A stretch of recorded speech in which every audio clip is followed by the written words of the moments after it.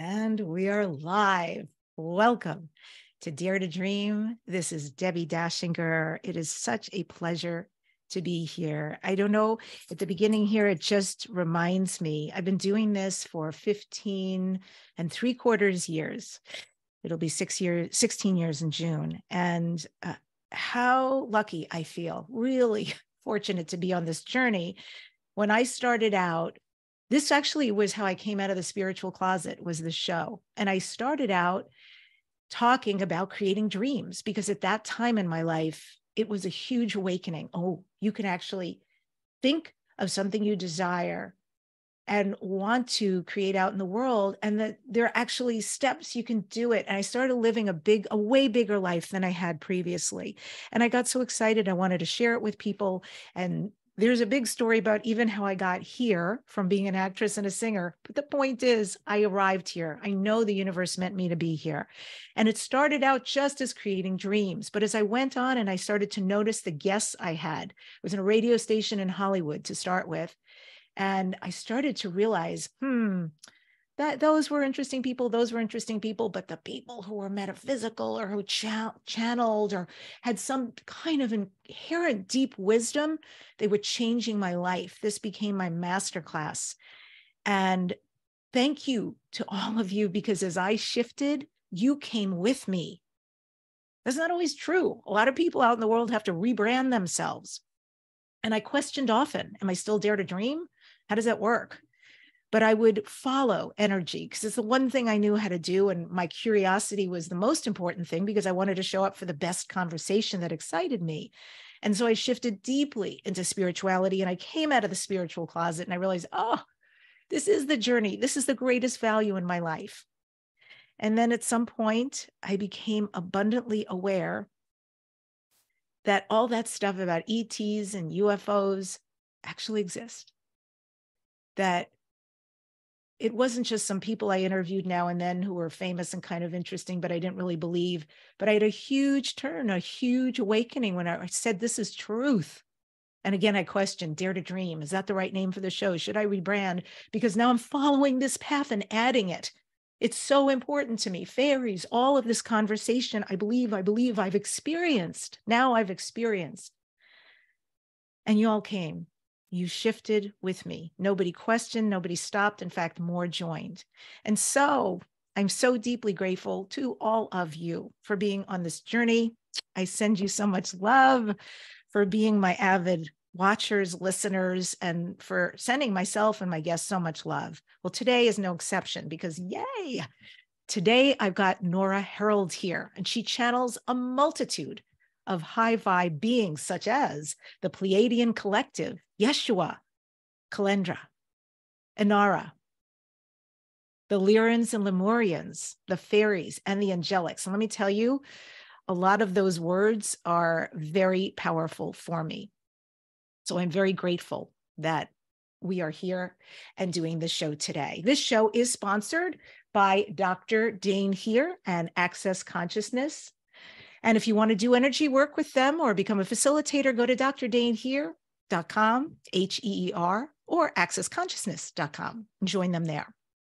The show has won the COVR Award for Best Radio Podcast Show, listed in Welt Magazine as one of the top 20 best podcasts to listen to, listed as a top self-improvement podcast on Apple Podcasts, nominated for 2 People's Choice Awards and for a Webby Award.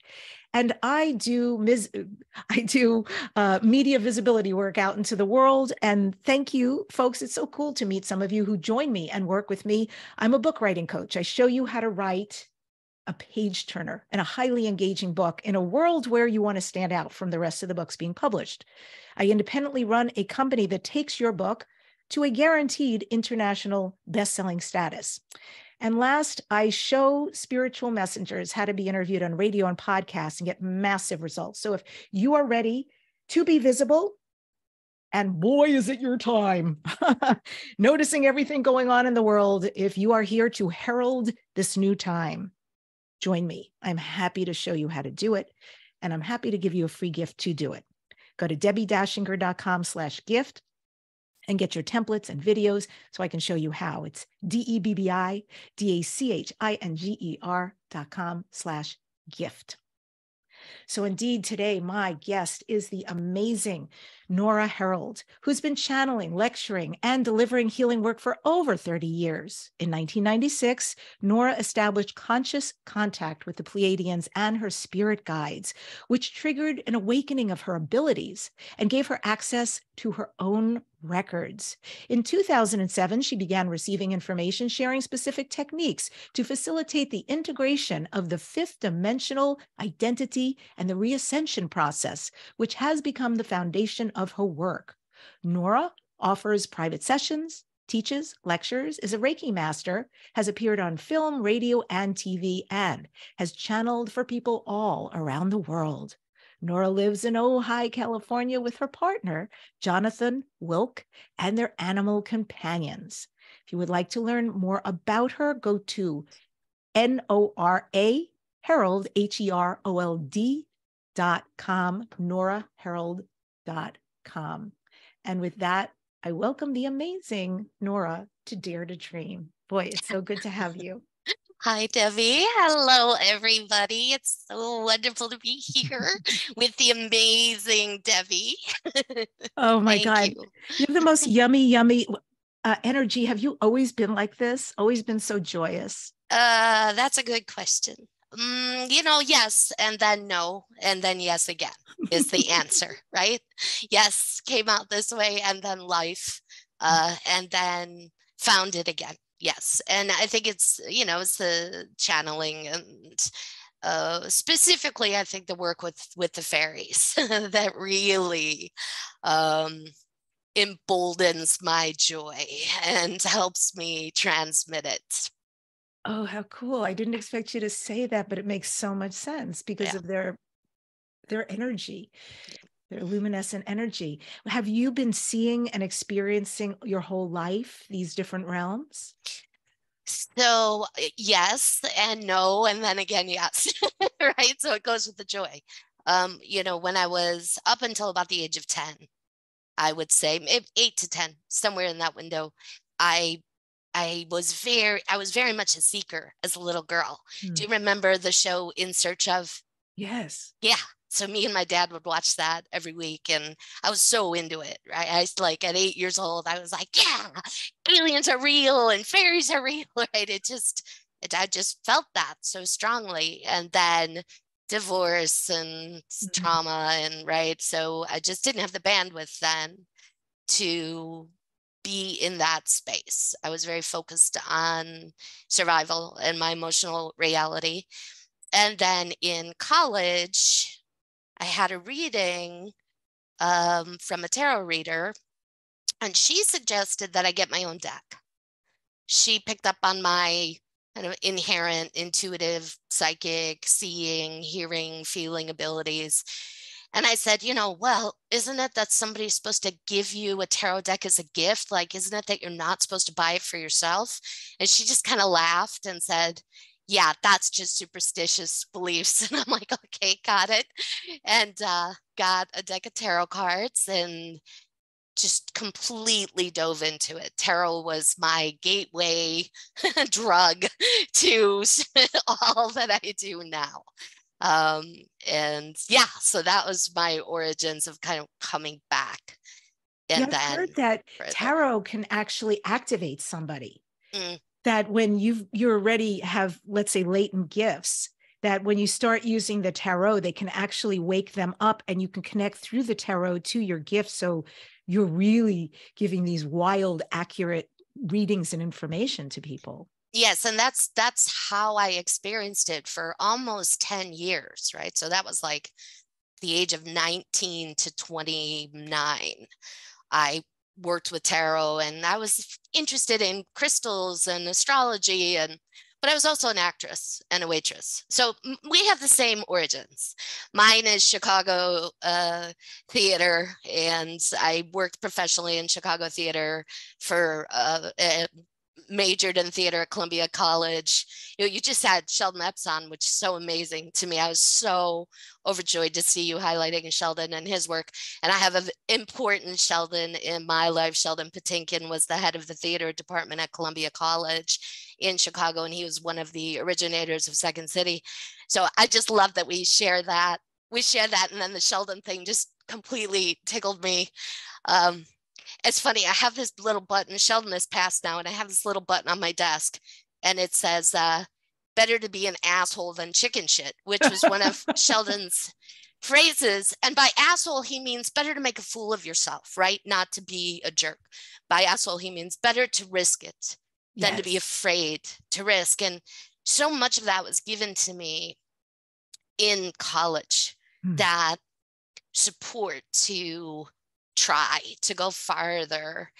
And I went from, very white, middle class, suburban experience to the diversity of an inner city Chicago college, which just also awakened my consciousness, right? So I have these different levels of awakening that have occurred throughout my life that have caused me to look at my own prejudices and programming, because again, I grew up in a very white and in large part very bigoted home in one of my parents. And then there I was with gay people and Black people and trans people who had yet to even perhaps knew they were trans, right? And that was so just immediately expanding for me. And I see that as woven into my work, all of it, right? All of this, all the experiences I had throughout my teenage years and my 20s is leading me to the moment where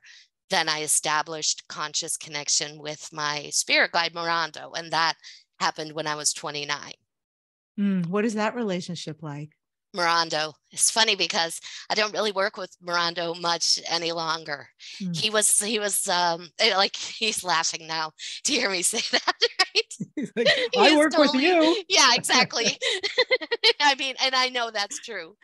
But in public facing work, Mirando is not, I've channeled him maybe once or twice publicly. Mirando is my support staff. That's very personal energy for me. In my first meeting with Mirando, I was hanging out with a friend. We were reading each other's tarot cards, and she told me about someone she just met who channels.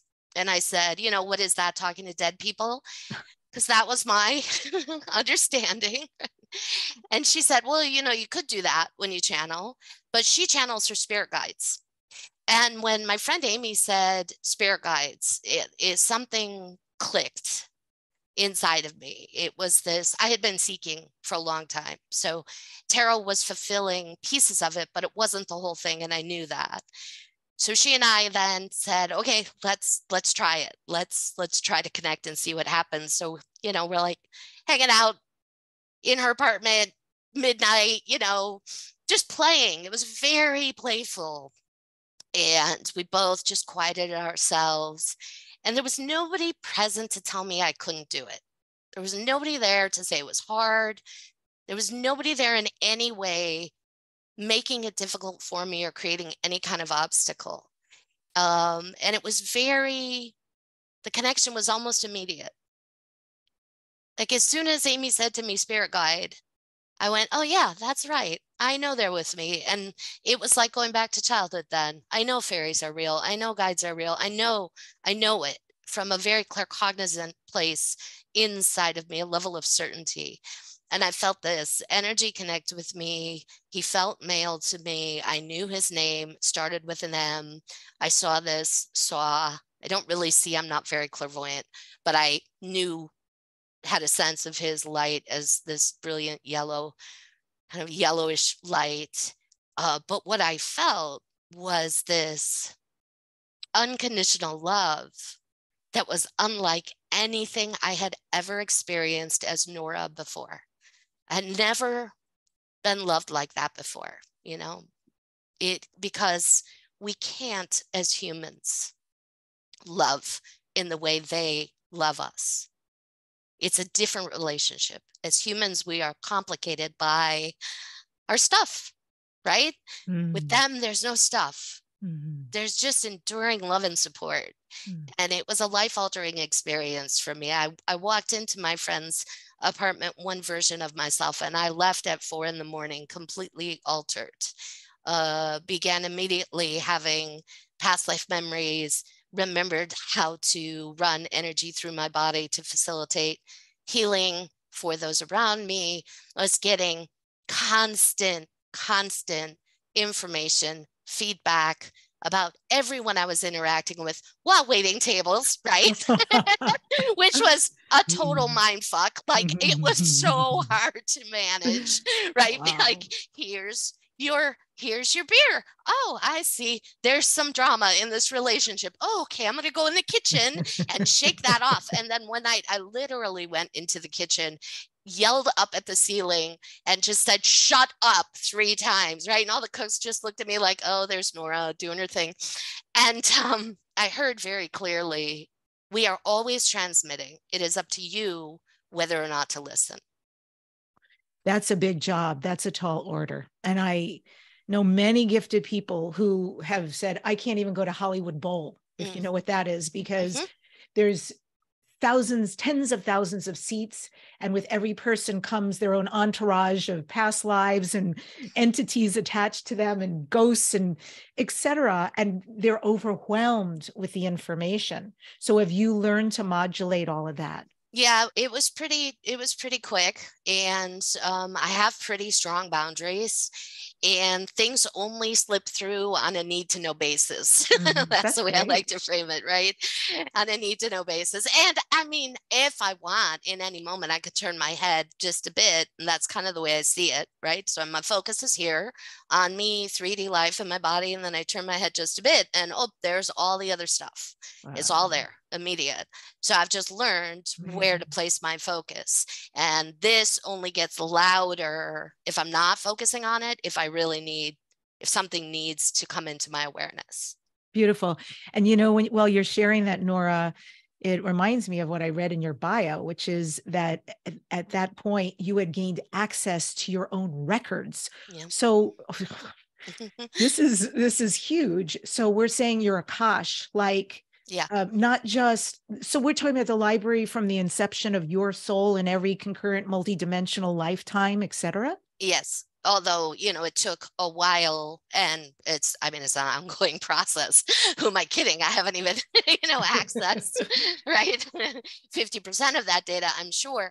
But what came through almost immediately was a lifetime I had on Atlantis that began actually on Lemuria and then went to Atlantis. And part of the reason for that is because Amy, my dear friend, was with me in that life, as was Wendy Kennedy, another very well-known channel, who is a dear friend of mine. And Wendy is the third person in the trio there. So the 3 of us would get together, right? 1996, how many years ago is that? 5 years ago, something like that, right?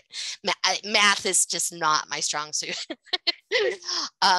And the 3 of us knew each other in Atlantis, and then the 3 of us came back together in this life to support each other in our channeling connection journeys, which is kind of, remarkable and profound. And what was so cool is, as I would start to gain access to a specific memory of something that had occurred, like I'd get a piece of it and then the rest of it would come out of Amy's mouth. So there was just this constant validation between the 3 of us that made going farther, faster, really easy to have that support. I love that your souls had that agreement. Yeah. Because it might have not been such an easy road to toe if you had been alone. But the fact that you all said, yeah, we'll do it together and we'll be there to support and, reactivate each other. Yep. That's quite beautiful. And I know, because I've been following you as well, that in your global transmissions, that it's been said and channeled that now is a really good time for us to be gentle with ourselves. And I'm sure you could say that at any point, right? But this is a profound time in history. Can you illuminate why now especially is important for us to be very gentle with ourselves? Yes, greetings, Debbi. This is the Pleiadian collective. It is wonderful to have the opportunity to connect with you and all of your wonderful listeners tuning in. Thank you. Thank you for having us here. Thank you for inviting Nora to be a part of this so we can be here with you. So in answer to your question, you're moving through what we're calling the acceleration of the shift.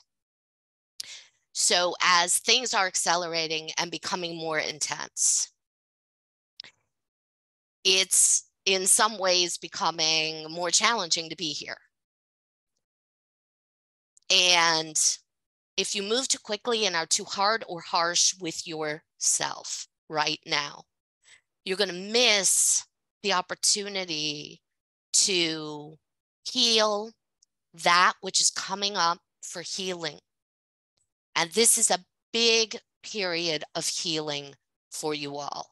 Part of what you came in to do in this life is a piece of integration and reascension. So let us talk about that for a minute, kind of our story, what our story is about integration and reascension, because there are a lot of stories out there. And from our perspective, there's not any one story that tells the whole story, right? There's not any be all and end all story. You've tried that on your world with the Bible, right? And it hasn't really worked. So you all, well, many of you know, okay, that's a story. We give a story. So we don't want to create dogma in your reality. There's too much of it already.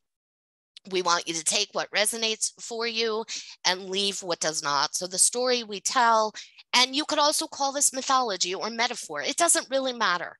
Again, it's what works for you. The story we tell is that on the winter solstice of 2012, the old way of being on planet Earth ended and a new way began. And the new way is a gateway into the integration of the fifth dimensional consciousness or your higher self, and we use those terms interchangeably, into the density of your physical bodies, specifically from the heart chakra on down to the root. So prior to the winter solstice of 2012, a lot of you had integrated that fifth dimensional consciousness into your upper chakra system, right? So you can see that on your world, just this expansion, especially as you hit the year 2000, this expansion of ideas around spirituality and metaphysics and channeling and, right, all of it became suddenly much more popular, much more talked about. But there was not a real ability yet to live it in a very grounded and real way. This is the change that occurred on the winter solstice of 2012, the initiation into living from your fifth dimensional consciousness. And truly right now, it's a blending of the third and the fifth dimensional consciousnesses, because you don't want to dissolve your ego. Your ego is who you are. It's your person. It's you as a human. Your egos are beautiful. They're magnificent, right? The ego often gets a bad rap in the New Age community, and we don't have that take on it. We think your egos are wonderful. They're part of the reason of coming to planet Earth. So what you're doing now is you're allowing that fifth dimensional energy to begin to make its way down into your lower chakra system. And to be able to do that, that means you have to heal the shit that's getting in the way. Because if you have untransmuted trauma sitting in the lower chakra system, and you all do, that's by and large where you carry it, because the lower chakra system connects you more directly to the earthly experience. The upper chakra system connects you more directly to the out there experience. So if you're trying to bypass it, if you're trying to love and light it to death without actually diving in to your shadow, feeling what there is to be felt, and accepting and unconditionally loving yourself more, you're going to continue to have obstacles in the integration process. And this is what being gentle is about. Being gentle from our perspective is being able to say, wow, I was a huge asshole just now. And I can claim that and own that and recognize that I operated in this way because my fear got activated based on earlier trauma in this life. And I hold that fear in my second chakra.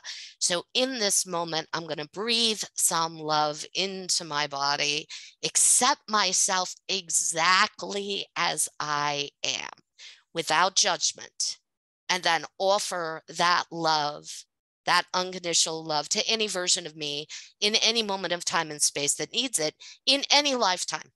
Because the healing is not just about this lifetime experience, it's about many lifetimes experiences. Powerful, so powerful. And sometimes, and obviously the shadow takes many forms, and it's, like you said, owning where we're irresponsible and maybe off track, misaligned, and to right the ship. There's also the trauma that creates a victimhood. And in victimhood, I think it can be really hard to clean up, because you're cleaning up old trauma, right? Where the inception of what happened, where the beliefs and the experience that gets replicated began. And then what's happening currently under that paradigm that people want so desperately to break free of and say, I don't want to do this in my life anymore. I don't want this experience anymore. Yes. Can you address that? Yes, this is the Pleiadians here. Part of the thing that we see that really facilitates healing the aspects of you that feel victimized is allowing yourself to fully embrace the truth that you were victimized in those earlier moments, to not bypass that truth. And that's a little contrary sometimes to the belief system right now. But what we can see is that if you say to yourself, well, I chose that suffering because that suffering was going to teach me a lesson and it was going to lead me to this greater truth. What you're doing there is you're saying that suffering is good.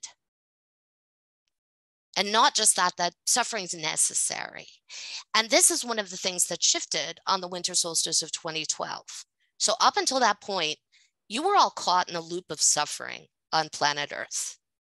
And you collectively, humanity, took in the ideology that not only was suffering good in some way because it encouraged growth, but that suffering was necessary, that it was needed for growth. No pain, no gain. Right? Yes, exactly. What doesn't kill me makes me stronger. Yeah. Nora likes to say, what didn't kill her just fucked her up, right? That's more accurate from her perspective. We'll use her words there. So from our perspective, it's never been suffering that's been the fuel for growth. It's love. It's always love. Can you explain that? What do you mean it's always been love? Love is, there are two versions of love that you work with on planet Earth. There is love, the feeling state, which is really a compilation of many different emotions, all wrapped up together that you call love. Then there is love as a state of being.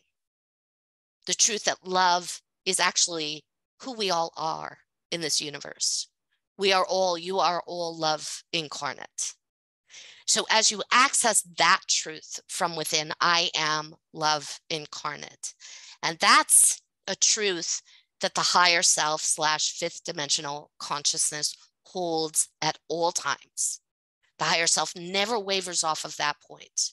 The higher self always knows that they are love incarnate. So as you integrate that truth more deeply into your third dimensional structures, then you become outwardly more loving. This is Nora, I'll speak personally about it, right? So I experienced a lot of childhood abuse. And for a long time, I told myself that abuse made me the person I am. But as I said earlier in my interview, it didn't make me the person I am. It was a huge off-ramp to who I was. And it took me a lot of healing, therapy, a lot of different avenues to bring myself back to my awareness that I am love incarnate and this reality is magic. That's the love piece. If the abuse hadn't existed, I would have gotten here earlier. Yeah, thank you so much for sharing that, Pleiadians and Nora. And while you're saying this, I completely concur. I completely understand the love piece so much. And what is popping for me is boundaries. Yes. Right. So we can be this enormous, not everybody is. Not Yeah. everybody is, and it's not their path. I know I am. I came with a huge heart full of love, and it's an interesting path I chose. So where do, with all this love and the healing of love and the choice of love and not dragging forward, I just want to pull all the pieces you said because they were so eloquent, which was to really allow ourselves the truth. Yeah. I did have a shit experience. Yeah. This really was very difficult. And God bless that I did the work to get myself to who I am and where I am today. That's the love, right? That's the love. The work is the love. Yes, that's the love. The suffering is not the love. That's right. We don't want to drag the suffering forward. We don't want to repeat, certainly because it's only self-repeated, right? I mean, it's all an illusion anyway. So we don't want to keep perpetrating that. So with these, our beings of love, and many in the spiritual tribe truly are beautiful creatures. Where do boundaries come in? So it's not just an open bleeding heart, but it's being loved, but also that there are boundaries and protection. Yes, this is a Pleiadian. So anger is the gateway to boundaries. Anger is the emotion you all gave yourselves on planet Earth so you could recognize when it is either your boundaries are being violated or are about to be violated. Activate your will and take yourself to safety or create a safe container. Boundaries are essential. Anger is essential, and it gets such a bad rap on your world because anger and rage are confused. Rage is a byproduct of unhealed trauma. Rage is that out of control, horrible feeling that when it's coming out of you, there's that voice back there saying, stop, and you can't because your trauma is just bleeding through and screaming out of you. Anger, when felt in its truest, unadulterated essence, is pleasurable.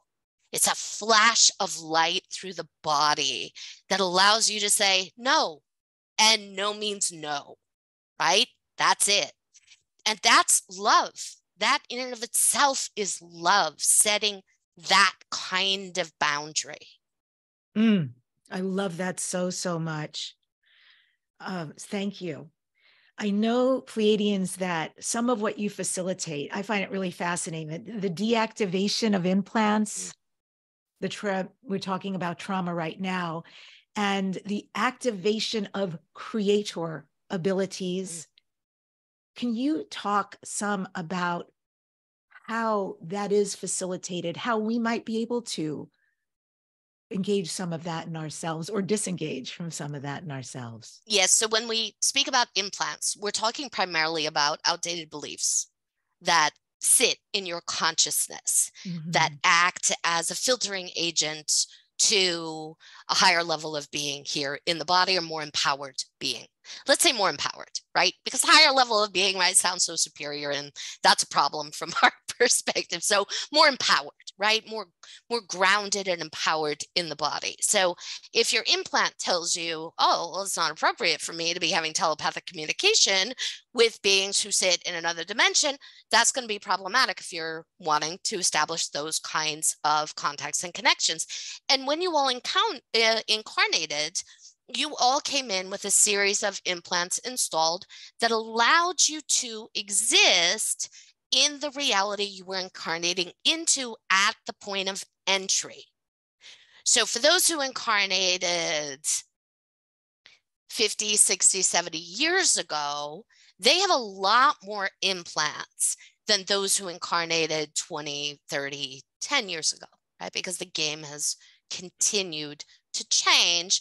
And as the collective consciousness expands and shifts, then what is permissible and what is not expands and shifts as you inhabit the body. So for those of you who came in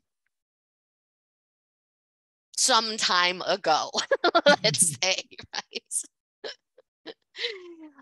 To deactivate an implant, here's how you'll notice it's existing. You'll feel it in your third chakra. because the third chakra is directly connected to the mental body, and the implants always have a mental piece to them. They have a thought form connected to them. So what'll happen is you'll start to head down a path, and then you'll feel that anxiety in your third chakra. And that's an outdated implant firing off. So in that moment, what you can do is you can inhale some golden light into your heart and your crown.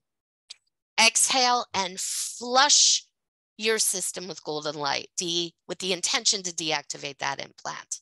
And again, the integration of the higher self into the lower chakra system also facilitates just automatically the deactivation of these implants, because the 5D consciousness doesn't have any of the obstacles.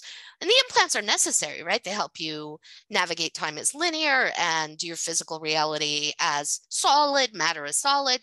So you can't deactivate all of them, of course, or you wouldn't be able to exist here on planet Earth in the 3D. You would be done with the game. Oh my gosh, that was so beautiful. I love that. And that's very simple to do in real time. And how interesting that people beyond their 20s right now came in with so many more implants, a little bit more work to do. Yeah, I know. And this is Nora, I noticed it when I'm in private session. For me, I noticed there was a huge differentiation. This is something I noticed maybe about 10 years ago, between anyone who came in prior to 1960 and anyone who came in after 1960. So there was a big shift that occurred there. In that feels to me like a similar gateway to the gateway we moved through on the winter solstice of 2012. So I came in 1967. So and John, my partner, came in 1960. So sometimes I can see that difference. Like when we're having heated conversations about things, I'm like, why don't you just get this, right? Like, yes. But he's on the cusp of having more implants and less implants. Yes. And, he is a Reiki master. He channels. He's a full partner in my work.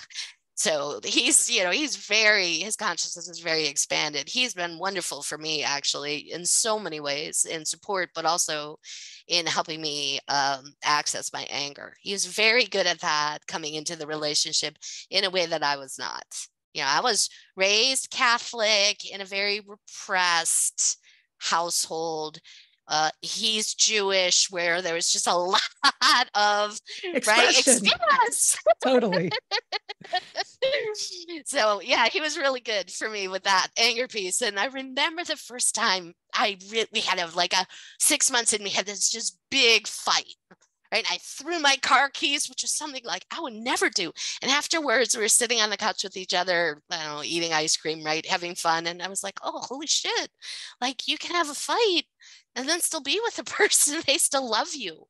Where the anger didn't cancel out the love. God, that is so important, by the way. That's something I observe a lot, because I think we want a healthy relationship to start with, right? We don't want a lot of wounds playing out in people and triggering and re-triggering that's not being resolved. So let me say that as a pre-caveat. Correct. But that said, I've always observed that in a relationship, one of the most important things exactly is that you can love, you can fight, but it's the crossroads and it's where you make the choice, right? And if you choose, well, we're fighting, I'm totally out, this is unacceptable. Well, good luck. You have nowhere to go. You're never going to be in a long-term relationship, right? John and I have been together 24 years. If he and I spent 24 years together and never fought, we would be insane. Right? Because that energy has to go somewhere. And yeah, your partner is going to trigger you. It's just part of this reality. And healing, I've noticed for myself, like things will trigger me and then I'll work through them and okay, you can say that idiotic fucking thing to me and it doesn't bother me anymore or whatever, right? The trigger isn't there. And then a few years pass and then, oh, that trigger is up again. This is the Pleiadians here. And that's because as you are continually accelerating through your shift in consciousness now, as you up level to a higher vibratory state, anything that you cleared on lower vibrational levels, they come up again on the next level for clearing. But what you find is, oh, well, that thing used to really make me feel upset, and I would feel upset for a protracted period of time. And now on this higher level of vibration, oh, I'm just upset for a few minutes, and now I'm laughing again, and it's like it didn't even happen. That's also a way for you all to measure your healing and your growth. You repeat in part so you can see your journey, and your journeys are exceptional. Yeah. And I feel like part of the journey too is responsibility. I long to have, by the way, a partner who can meet me there in that, because it's something, I'm obviously not fabulous at anything all the time, but it's something I certainly learned a long time ago, is to really look at myself and be able to apologize and own things when it is mine. But to have that as a co-creation in an intimate situation where a partner can say, mea culpa, that was me. I am so, we need a little distance sometimes from that anger, but then to say, that was me and I was wrong and I will never do it again. And here's how I'll show you going forward that won't happen. To really, remorse is a beautiful thing to self-correct. Powerful magic is what it is. Apologizing and amends making, it is powerful magic. It changes our realities. Changes our realities, changes who we are, changes the dynamics of a relationship, allows a relationship. Yeah. Yes, 100%. And if I may switch gears a little, because I have so much fascination with fairies. Yes. And yeah, me too. And this is something else that it's like, it was a Disney thing to me at some point, a cartoon thing, a Tinkerbell thing. And then, boy, I turned a corner. And it's like, oh my goodness. And then I have not experienced fairies sober, but I have experienced fairies on mushrooms, communication and sensing. I haven't seen them, but I've sensed them. And I've sensed, like when I was in a forest on mushrooms and I started singing, I sensed that they were very happy.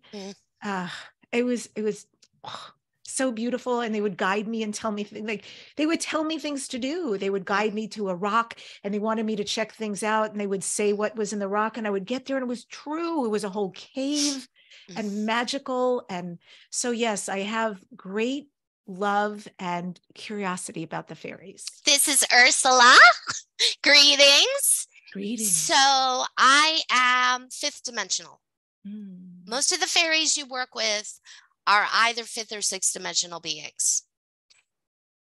So we are not tiny little winged beings like Tinkerbell, right? We are gigantic beings of light. And in a lot of ways, we are primary guides right now for integration and reascension because we're fifth dimensional consciousness. So we hold that vibration fully. And as you all are integrating your fifth dimensional consciousnesses, your higher selves, a lot of you are discovering that you are actually fairy yourself. So perhaps you might define yourself as a piece of your consciousness as fairy, or maybe even more feels like fairy. And you can kind of notice as you look at other humans, it's getting easier and easier to tell who the full fairies are and who the full ETs are and who the full dragons are and who the full gnomes are, et cetera, et cetera. And when we use the term the fairies, capital T, capital F, we are describing a realm that encompasses the gnomes, the elves, the brownies, the pixies, the dragons, the unicorns, on, as well as what you might define as the classic fairy.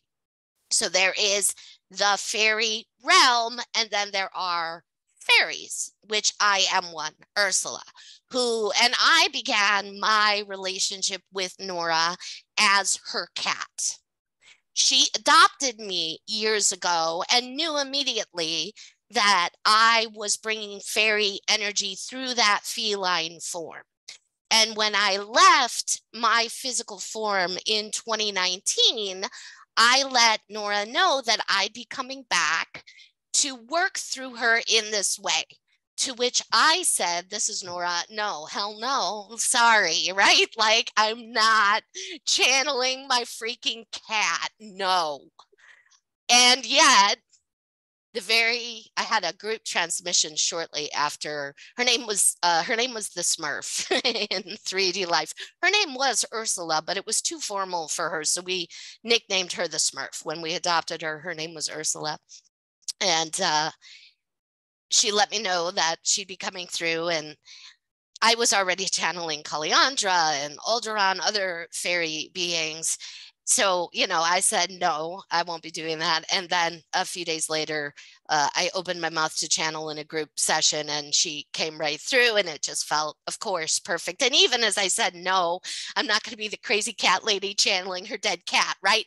Even in fairy form, even as I said, no, I knew it was going to happen. I knew there was no stopping it.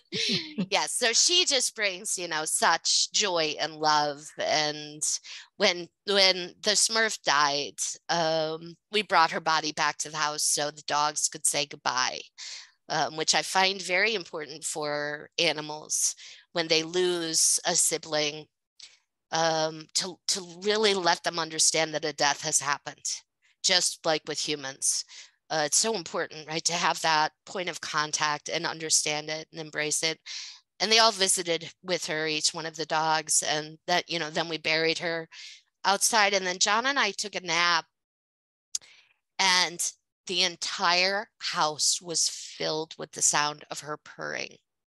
It was the most healing, magical, right? I have these rare things that occur. I think this is true for all of us. They're pretty few and far between, because if there were too many of them, it would distract us from having our 3D life. But there are these moments when those veils really vanish between realms and dimensions, and the bigger magic comes through.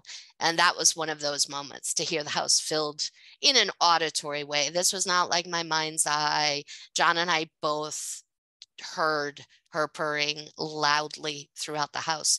We had an experience once when we lived in Encinitas. We were struggling in Encinitas. It was not working for us living there, although living at the beach was amazing. It was fantastic, right? I'm seeing dolphins from my deck. It was amazing, but financially it was terrible. It was terrible for us for many reasons. So there was one night when we were really stressed out about it, and we were sitting on our deck. And we had two cats then, Isabella and the Smurf. And we looked up in the sky, and there were gigantic cloud replications of our cats, down to every whisker, every piece of hair. We both just were like, holy shit, right? Like, and to me, that was a message that everything was going to be okay. I actually said to John, I asked John, like, what the hell does this mean? And he said, everything's going to be okay. And we moved to Ojai not long after that, which has been wonderful for us. Powerful. And how do we know? There was so many things that I had questions that popped as you were sharing all that. First, how do we know if we have fairy? How do we know? We're available to all of you, right? So any one of you can have relationships with us. Our recommendation is that's twofold. Find us in nature. So as you have done yourself, Debbi, that's an excellent place to connect. We're just more readily available there. And if you'd like us to be in your home spaces, throw open your front door, stand at your doorway, and invite us in. We appreciate a formal invitation to come and occupy your space with you. And would we open the door and formally invite the fairies? The fairies. Yeah, the fairies. This is Nora. And whichever fairies are connected to you, they will be the ones who appear. I'm so curious, because I have heard that you have to be a little careful, that some fairies are very mischievous and some don't like certain things you might do. is there a cautionary tale here? Do we need to be careful at all, or I just think put out the that's, honey? yeah, that's super, that to me, that feels like superstition. Now, I also think that this is a part of the shift that we're going through. That may have been more true 100 years ago, 200 years ago, right? When our relationship with the fairy energy was different on this world. Our relationship has changed. The winter solstice of 2012 really changed this. Okay, that's super helpful. And then how can we work with the fairies, or how do we invite them? Like, what kind of things can we do with them, or would we ask them We love to for? be involved in your creative projects. So invite us in when you're expressing yourself creatively or working on something creatively. It can be as simple as cooking, right? Or as expanded as putting a book out there or something bigger in that way. We love to be involved. We love to be involved in healing processes. We love play and music and magic. Invite us into your spell work. We will sit with you as you do magic, and anything and everything can be a spell. You don't have to follow a formalized Wiccan practice or magical practice. Of course you can. We're not dissing them in any way, but we want you all to feel free to say, if I create this intention and hold this vibration of joy in my body and light a candle, that's a spell. Cool. I love that so much. I've actually become very fascinated with magic this year for the first, or maybe the last 6 months. I love the idea of magic, but I mean the idea of performing magic, not as in a show, but as in, a creation. And so, and the only thing I've known to do is to Google it, right? Something I want to create, Google it and see what kind of spell is out there and then play around with it. I find it mind-blowing, the potency. Yes, absolutely. I've got really into magic again. So it was something I'd been into and then kind of left behind during the pandemic. My excitement about magic got activated again. And I've done some workshops and channeling on spell work and magic and the simplicity of using, this is the Pleiadians here. You asked about being a creator being earlier, and we just want to touch on a couple of things here in response. Number one, as creator beings, you are responsible for what you are bringing to the situation, relationship, project at hand, right? You cannot 100% create everything because you're always in collaboration with other energy and other beings. So it's, I as a creator being am responsible for my piece of this bigger thing, whatever it is. And the fifth dimensional operating system uses vibration as the foundation for a creationary adventure, whereas the third dimensional operating system uses emotion as the fuel for creation, not thoughts. Not from our perspective, at least. There's some conversation around that, and that's fine. But the story we give is if your head is saying, I'm rich, I'm rich, I'm rich, but you feel poor in your emotions, you're going to experience issues with prosperity. There's a misalignment until you get to that emotional place within you where you begin to access true feelings of deserving abundance. Now, we're also not factoring in systemic issues, issues of wealth inequality, racism, anti-Semitism, homophobia, all of that all contributes. And that's why we mean you are responsible as creative beings for what you personally are bringing to the experience. And sometimes you are limited by that bigger container in which you are working. And that's just a fact of your reality. And this is something else that you're all here to do. These distortions of fear manifesting as hate on your world, some of what we just referenced, they're not to be integrated. They're to be healed and removed from your reality, removed. It's the suffering loop. They serve no purpose, none. I got some shit the other day because I posted some pro-trans statement on Instagram. And somebody came along and thought it was inappropriate for me to take a position on trans rights as a spiritual person. Like that is just profoundly mind-boggling to me, right? That anyone would have a problem with me or anyone in support of trans rights, gay rights, being anti-racist, meeting anti-Semitism head on, recognizing it, calling it out, removing it. I feel like that is what we're here to do. So I think there's some movement happening there in the community. That's I'm talking about the bigger New Age community. Right? I think there's an ideology where, if I'm just neutral, it'll all work out, right? If I take a side, I'm adding to the problem. This is the Pleiadians, but you're in duality. Yeah. So if you stay neutral, there is no staying out of it. First of all, you're in it because you're part of the collective. And secondly, staying neutral is you just saying, yeah, I don't want to deal with it. I'm not going to be involved, which is basically you supporting the hate in whatever form it's taking. That is our perspective. Yeah. Thank you so much. Yes, it's such an important conversation. I know there are advanced civilizations around the galaxies who their predominant methodology or way of being is love, right? Yes, they're beyond it. Yes, they're so beyond it that they couldn't even comprehend what we perpetrate on each other and the wars we create over it and the suffering we create over it. It's an incredible level of insanity. I agree. And just for a note of levity, I want to call myself out because there are so many, I could say blonde moments I've had in my life. I've had one recently where I introduced many really beautiful, huge speakers at Conscious Life Expo recently. And I'm not going to mention this person's name, but he's very big in the community. And I was so excited and someone took pictures.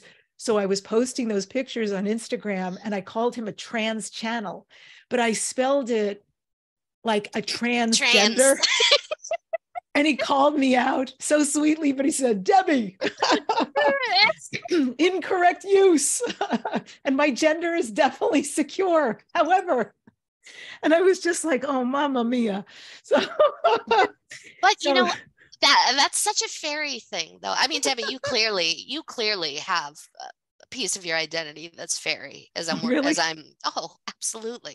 right. And that is a little that sometimes the fairies, and I think this is why they can get the bad rap for being mischievous, right?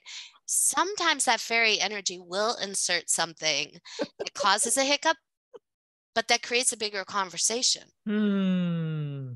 That shifts in awareness, right? And that's not a suffering piece, really, although you may have suffered some embarrassment, right? Like I would in that moment, I would feel like, but it doesn't feel like it was huge. No. But I think that's hilarious also. You substituted trans for trans as a semi-conscious or conscious channel. I think that is hilarious. Exactly. Yeah, he was very good-natured about it. And I did a total homage to him and a correction, a little edit there. But yeah, here's what a great healing for all of us. So much for us to integrate, to create the difference here on the planet. And I'm grateful this conversation's taking so many really great turns that I'm getting a lot out of. I know the other things that just so hungry. This is like a buffet for me to talk to you. So first, Yeshua. I read, must be a year and a half, 2 years ago now, the Tom Kenyon book, The Magdalene Manuscripts. And it unexpectedly had this profound, when I had to finish the book first, and then I had this moment. I'm like, not one of those people goes, oh, past life, blah, blah, blah. But I had this moment where I'm like, I know this, like something in my being intimately knows Magdalene and Yeshua, intimately knows this Isis, sacred sexuality temple, this woof. It really, just even that thought opened up so much in me. And I will say also what's so interesting, all these turns of opening to, because I'm Jewish and I grew up in New York, like a lot of stuff was weird to me. I didn't understand Christmas. I didn't understand Mass. I didn't understand. We were friends with everybody because it's a melting pot there. So there's a lot of acceptance and knowing of each other's cultures and rituals. But I found there was something about the Jesus thing that was very difficult for me. And I resisted. And so also in reading that book, it suddenly turned all of that around for me. He became real. And and something even that I knew, which was incredible to me. So I would love you to share some of what or who Yeshua is for you and how he or that energy manifests. And he is Arcturian, right? This is Yeshua. We greet you with love and joy and honor your light. There are many stories about who we are. We come through Nora as a we, a collective, many beings working together as one in support of humanity. The story we tell is that about 2,000 years ago, the polytheistic energy on planet Earth, which included interactions with extraterrestrials, got to the point where it created such a mess that it had a universal ramification. At that point, the Yeshua collective came together and came to Earth to remove the polytheistic way of being and the power and control that was happening, and put you all back into the understanding that there is one God. God is source energy. You are all source. So there were many of us who came during that period of time. The story of Jesus told in the Bible, that may have been about one person. It may be an archetype. From our perspective, that is less important than the understanding of the Yeshua collective. So we did that, we left. A few hundred years passed, those who were in power, politicians, priests, blah, blah, blah, said, yeah, we don't really want humanity recognizing that they are source. So, okay, the one God idea thing, that works fine, but we'll put him out there. He's up in a big chair in the sky, right? He's a big male, patriarchal energy that runs the show on this world. And that's been the story here. We're back. We're back in many forms. We're back here as Nora is channeling us. We are also incarnate currently on your world, working through many different humans, bringing the truth that we are all source energy. There is no separation. There is no I am lesser than trying to get to this higher energy of God, because you all started as source energy.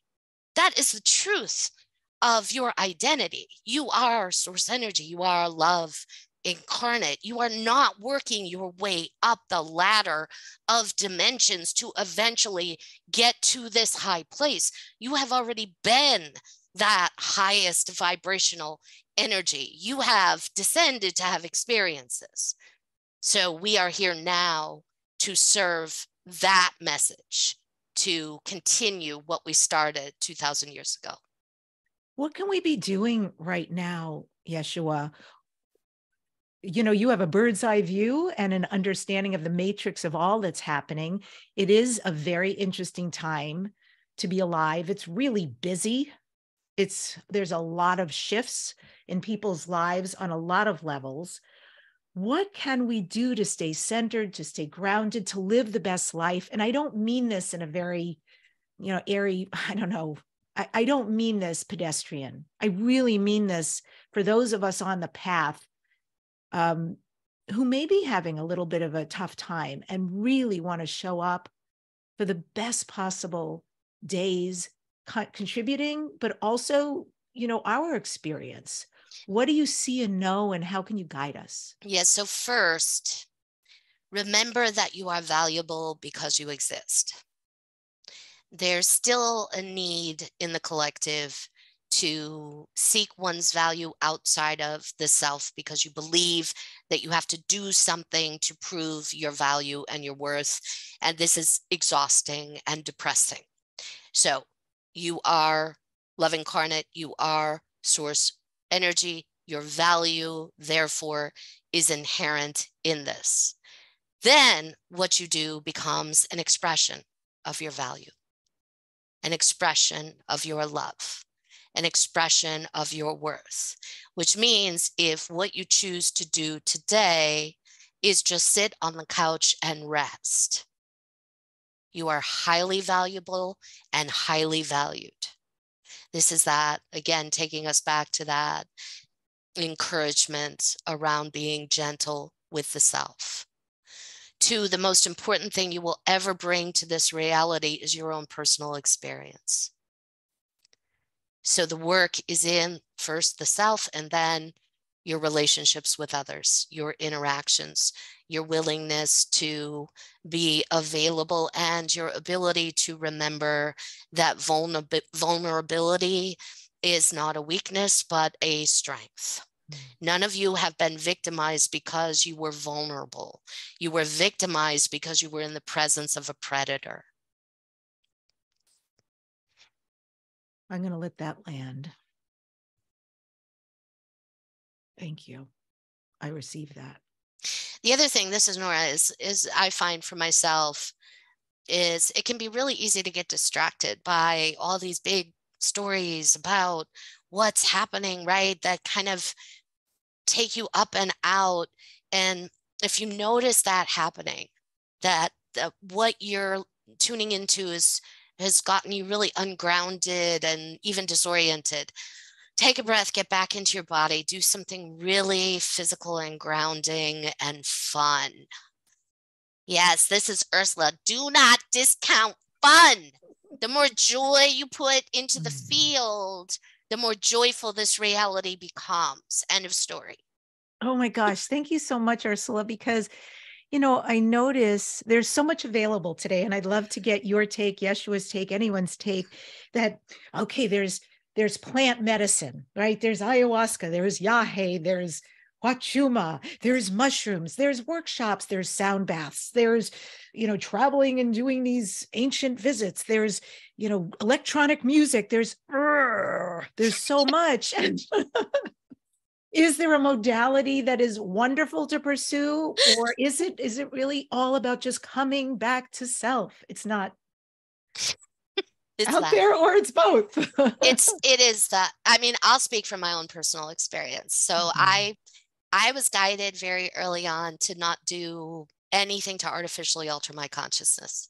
It was almost immediate upon my beginnings of channeling. And I hadn't up till that point done anything other than smoke pot every once in a while, right? College. So I have found that that's what works for me. I see those using plant medicine, and I see people who are really helped by it.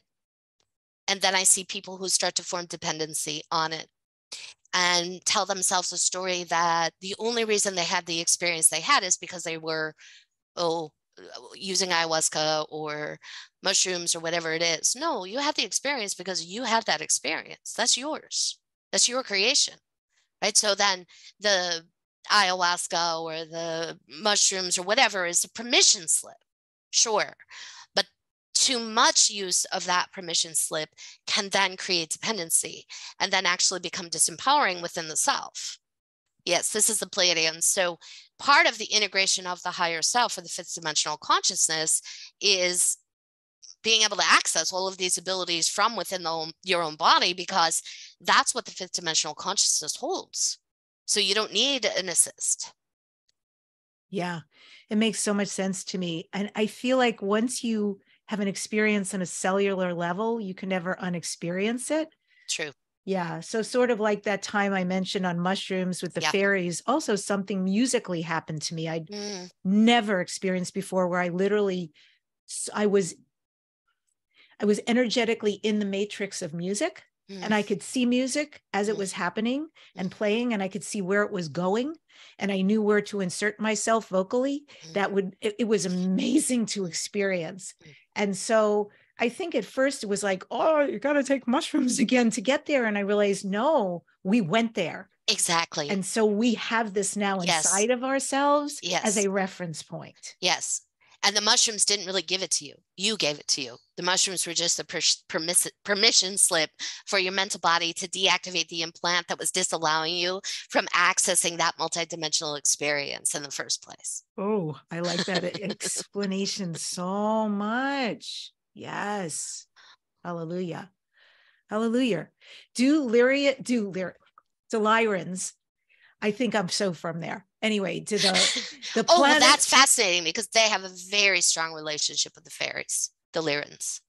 Ah, didn't know that. That's Yes. so interesting. Lions and fairies. Yes. This goes back to a galactic history piece that I started channeling about maybe a decade ago or so, about the first Earth, which is a planet that existed outside of Orion's belt that was inhabited by fairies, physically incarnate fairies who had access to fifth dimensional technology, full access to their 5D technology in a civilization called Lemuria. So there's, there are two stories about Lemuria, right? That there was a Lemuria off Earth, and then Lemuria was on this planet. And none of those like ever fully resonated with me. And what I finally got as I began to access the story was, oh, Lemuria started on another planet and then was brought to this planet.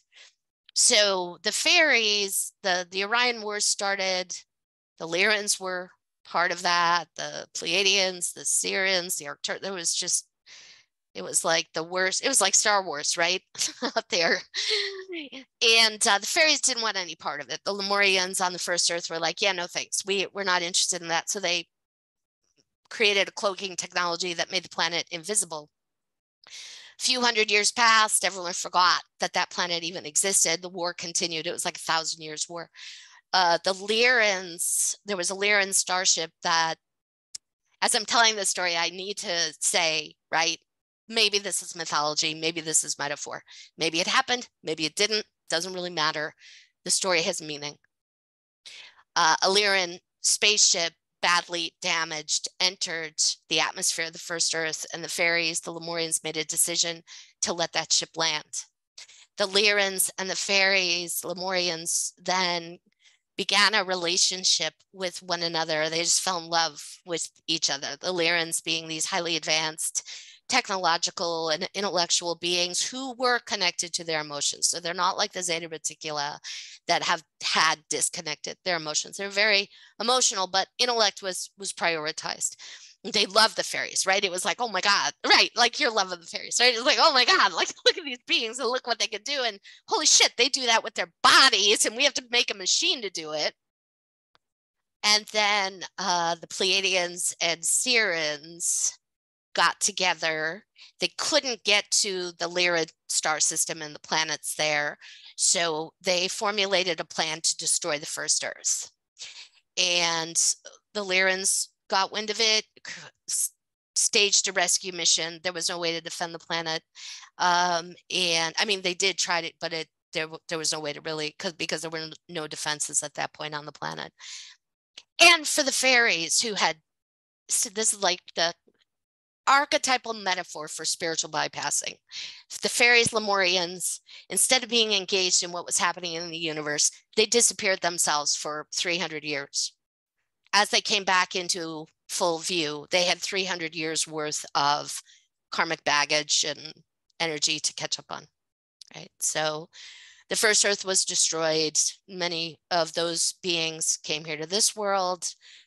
There was a Lyran fairy hybrid created that May I ask raised. what they look like? A Lyran fairy hybrid. I'm not visual, so I don't get information visually like you're asking, right? So I don't have I don't have a way to see it. I have the energy of it, the understanding of it.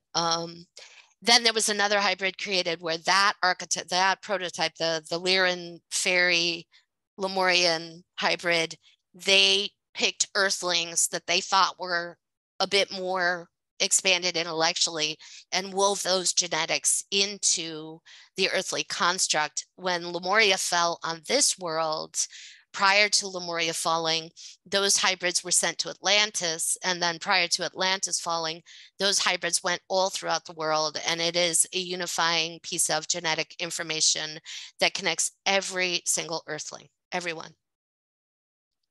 That's fascinating. I've never heard that before. Thank you so much.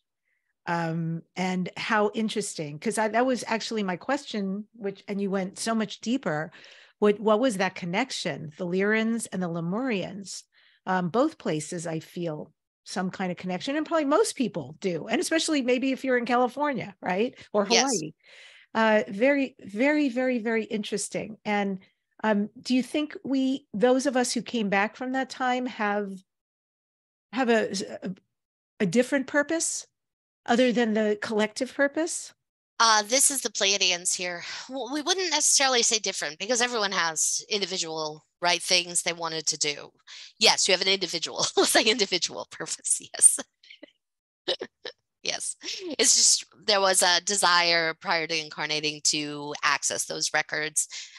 One of the things that's happening right now on your world is your society very much parallels and reflects what was happening prior to the fall of Atlantis. Right. And from our perspective, Atlantis fell because the yin and yang energy tore apart. Mm-hmm. And as the yin and yang, male, female, but we don't like to use gender terms right now. We use yin and yang. As those energies ripped apart, the physical manifestation was the sinking of the continent and other natural disasters. And Atlantis did not fall in a day. It took decades for that all to physically play out. So it looks like on your world right now, you have a repeat of this. It looks like you're becoming more divided. Actually, from our perspective, what's happening is the yin is beginning to rise again.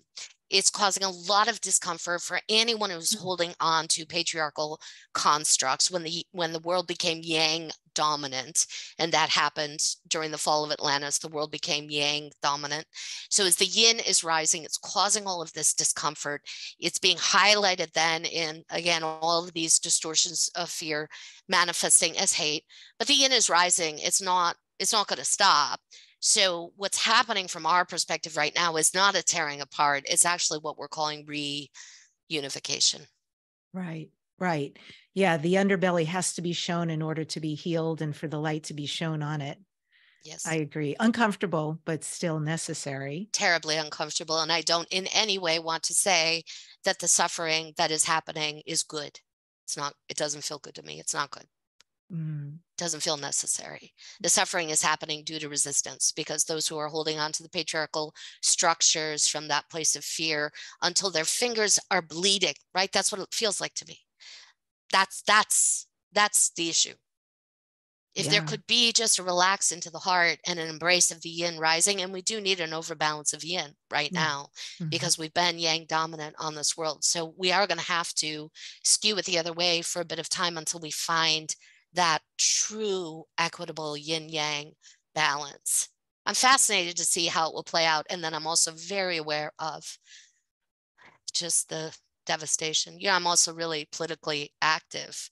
I worked on 2 presidential campaigns while being a direct voice channel. They knew that's what I did, and I was very much welcomed into the fold. And as I got involved, I questioned whether it was appropriate, kind of like that person questioning whether it was appropriate for me to talk about trans rights, right? I questioned the appropriateness, and Yeshua, the Pleiadians, all of them were like, of course, politics are huge on your world. Why wouldn't you bring your love to that energy? Why wouldn't you fight as an agent of change in that way? Yes.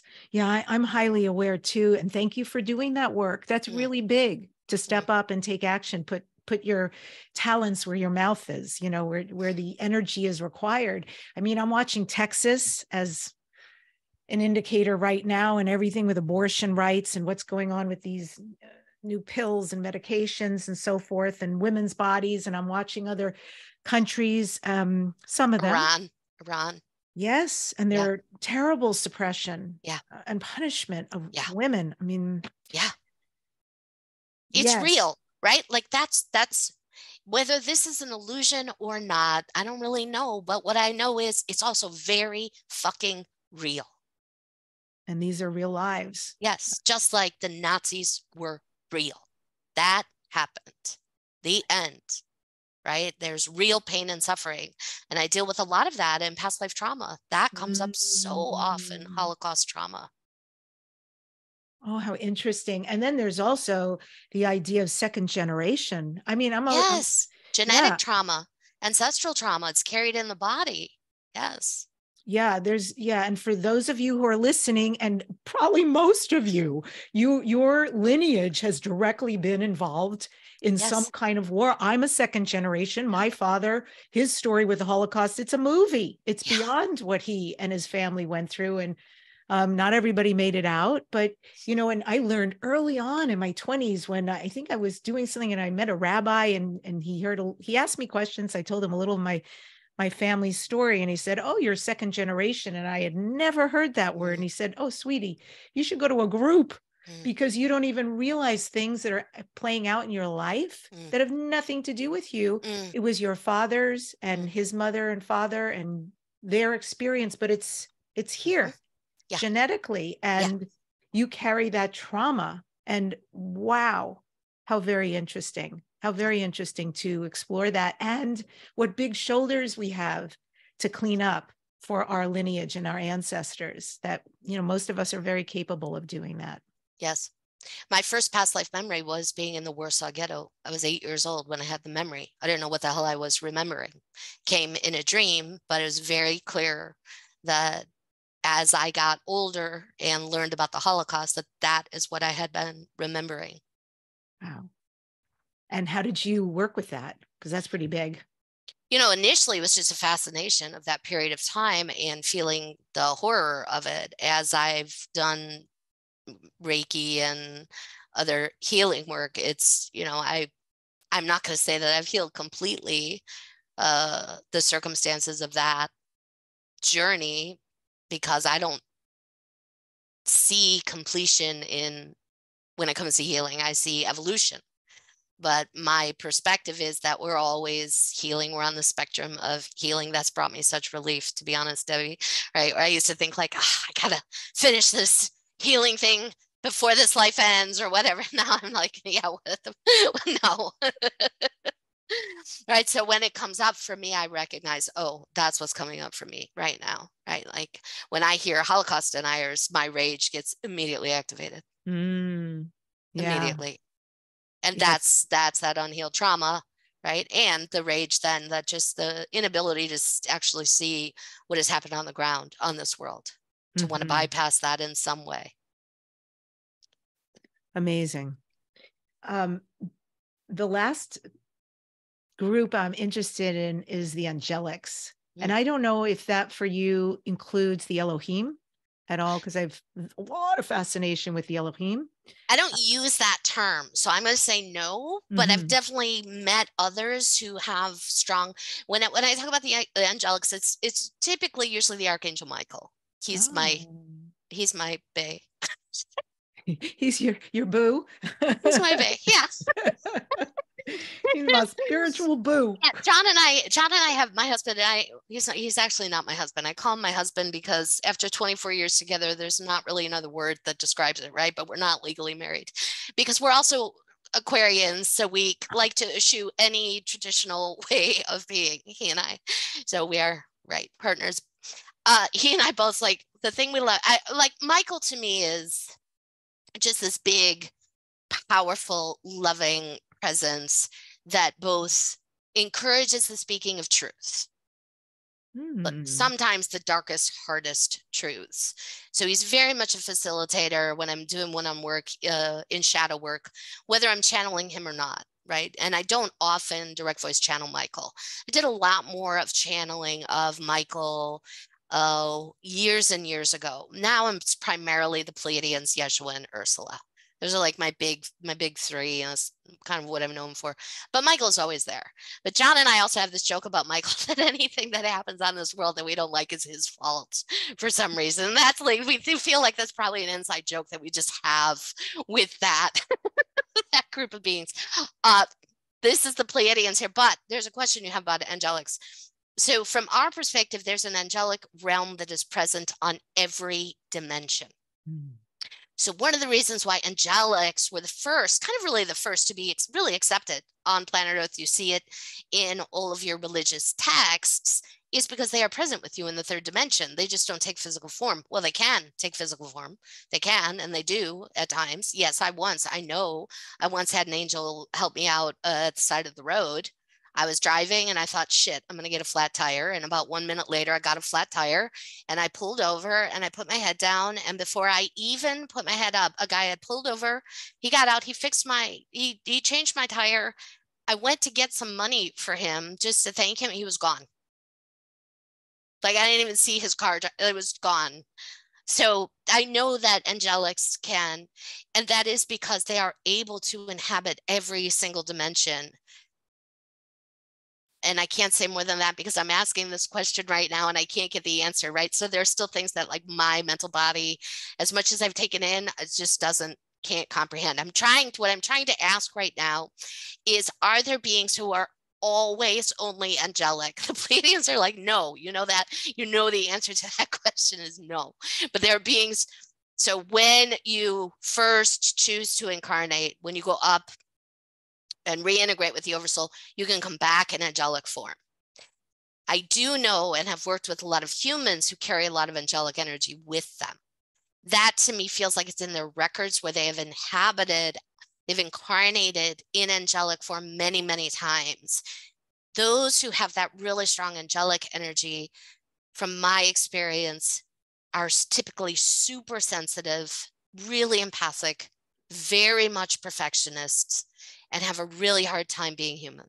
Oof. That can be a byproduct of bringing that angelic energy through the physical body. That's a fascinating answer. Yeah, for sure. Okay. Yeah, the question I had, well, I don't know if it's a question, but when you said Archangel Michael he speaks the truth, I had such a pain, like immediately right here in my head. It was fascinating. I don't know what that is, but it was like that expression, and I don't understand what it means, but I know it felt really powerful to hear you say that is I don't know, a job of his, a mission of his way of being. Yeah. What does that mean exactly, the truth? This is the Pleiadians, like no bullshit, just very clear, right? For you, what you experienced there may have been a deactivation of an outdated implant about your belief system around angelics, and kind of embracing a bigger understanding of the angelic energy and the force it can take. One of the other things Michael does is that energy is very much in support of children and children who need protection. So the Michael energy will often sit with a child who is being abused, to offer some protective shielding, whatever can be offered energetically in those moments. Oh, we need a lot of Michael. Yes, and that goes hand in hand with the truth speaking. Excellent. Okay, that makes sense. Thank you. And I like that explanation. I'll take it. Any kind of old, outdated implant to be gone. I want to be fully here. I want to, operate more like the 20-year-olds who and less, who have come in with so much less encumbered, right? To really fly and be the rainbow, indigo, gorgeous beings. They really are equipped.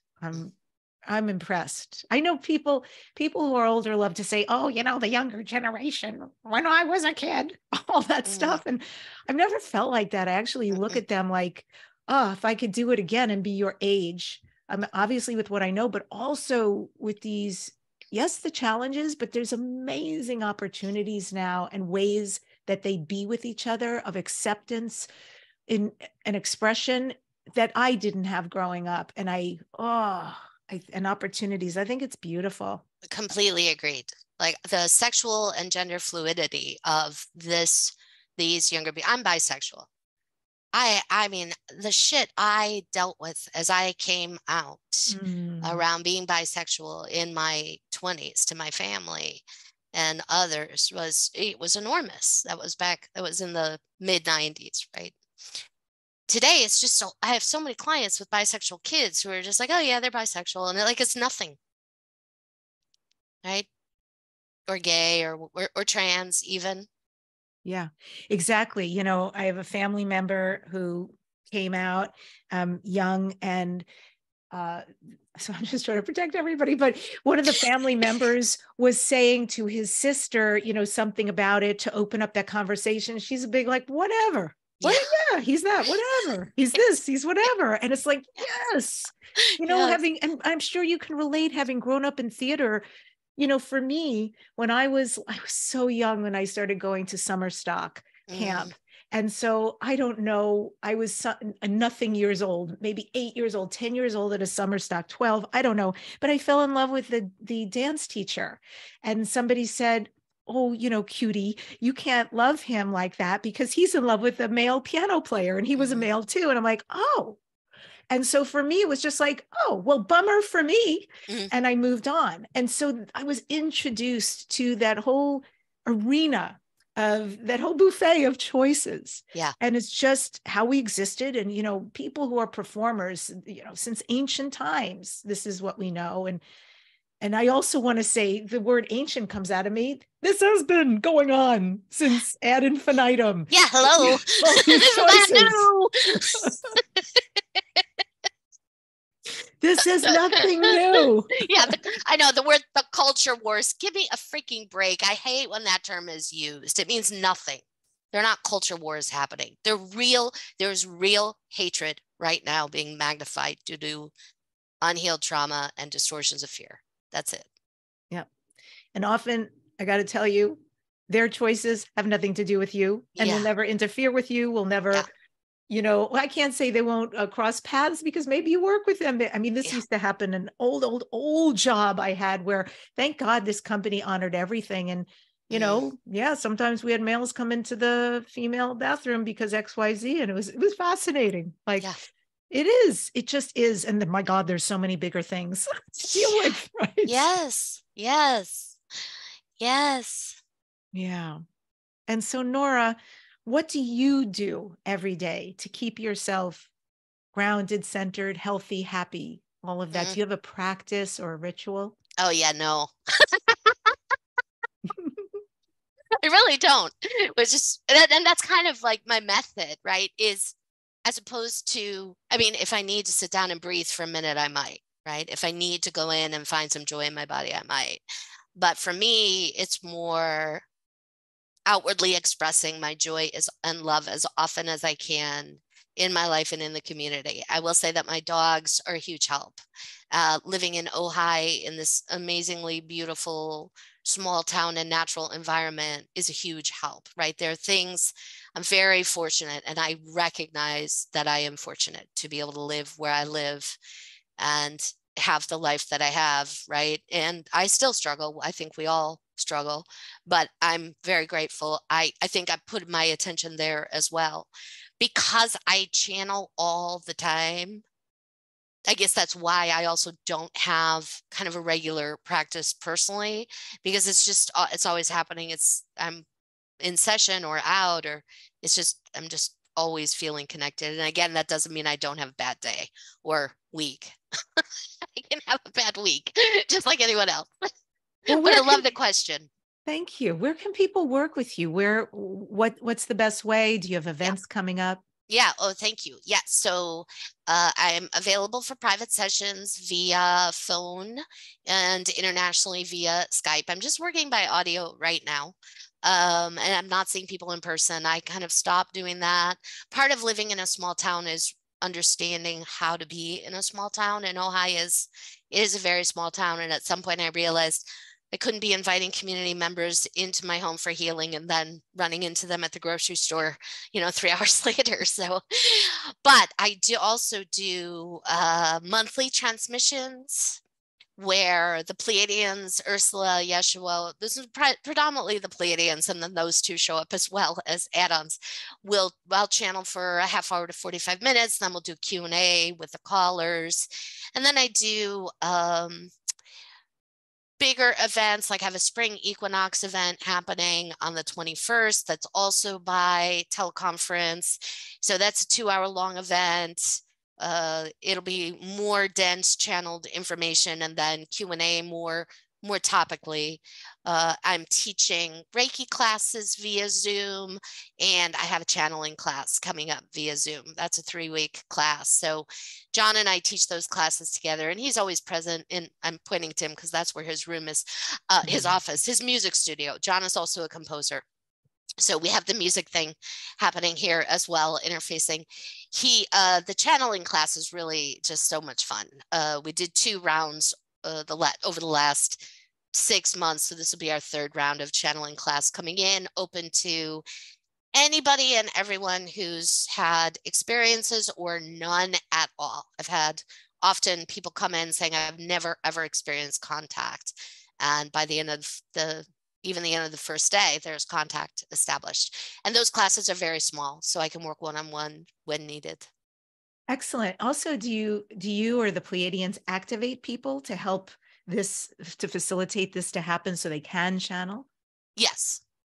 Yeah. 'Cause that's huge. That's a part of the class. That's just, it's also part of working with me one-on-one. That energy is just present for that. Yeah. Yeah. Oh, that's so awesome. I'm curious. So it sounds like the best thing is to sign up on your website to get started, Nora. Thank you. Nora Herald, HEROLD.com. You can sign up there or look at the events specifically and register. Yes.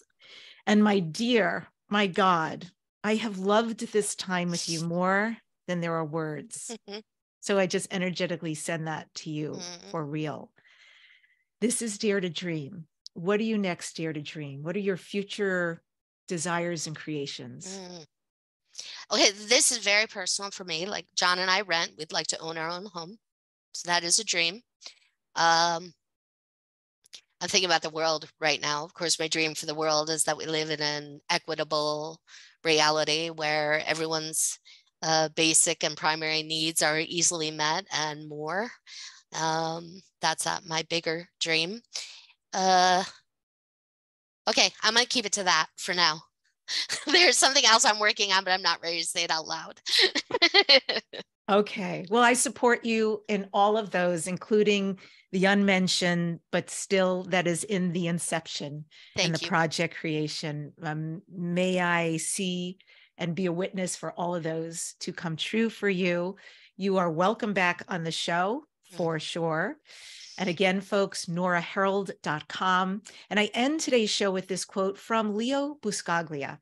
Ancient Egyptians believed that upon death, they would be asked two questions, and their answers would determine whether they could continue their journey in the afterlife. The first question was, did you bring joy? And the second was, did you find joy?